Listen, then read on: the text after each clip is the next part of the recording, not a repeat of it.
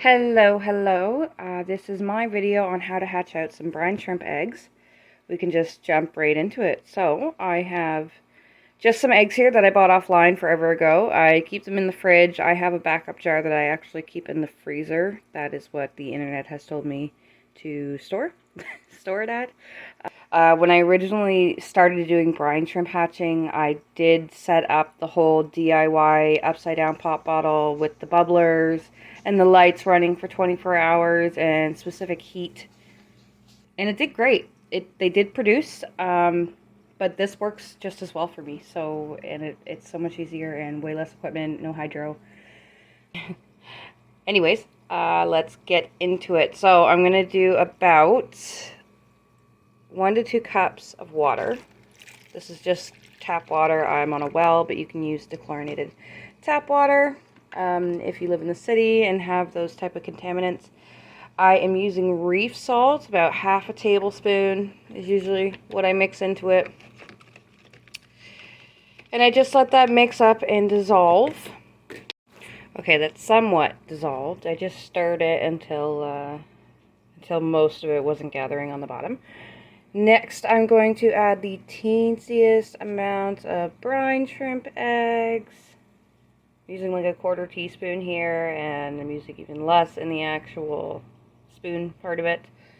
And I'm just going to sprinkle that in and get the eggs wet. Just drop them in there.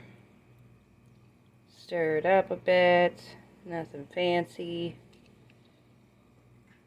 Alright. And that is it. That's all I'm going to do. I'm going to come back and check it in 24 hours, and I will show you guys how it is, how it's turned out, and how many babies I have. Thanks for watching.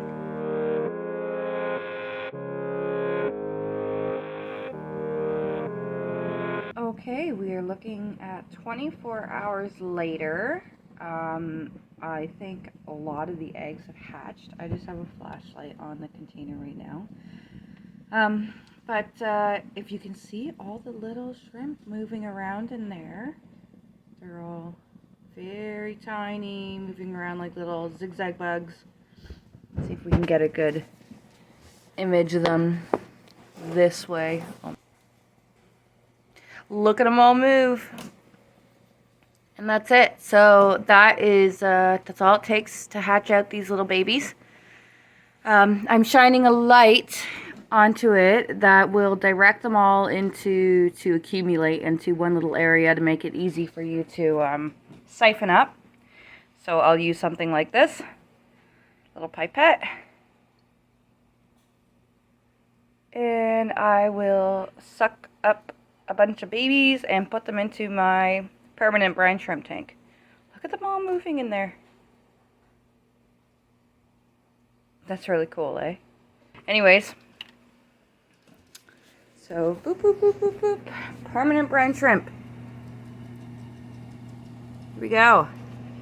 I just fed a whole bunch of my adults to my fish, so there's not a whole lot of them floating around in there anymore. This is my DIY shrimp enclosure. I keep the salinity at marine grade, so around like 22 to 25, 1025, 1022, in between those. And I feed them with spirulina powder. I think that's how you pronounce it. Hi, we see you. I feed them with spirulina powder, and I'll probably do that 2-3 times a week until we get a good algae growth in here. Then they feed off of that, and I don't really have to do much. Yeah, I just have them with my other little tanks here. Here's my beta. They do really well breeding on their own too. So once you get it going, there's not a whole lot you need to do as long as you don't overfeed like I did. I was feeding them like crazy, and then I was running out of brine shrimp. They weren't producing as fast enough for me. Yeah, pretty cool, eh?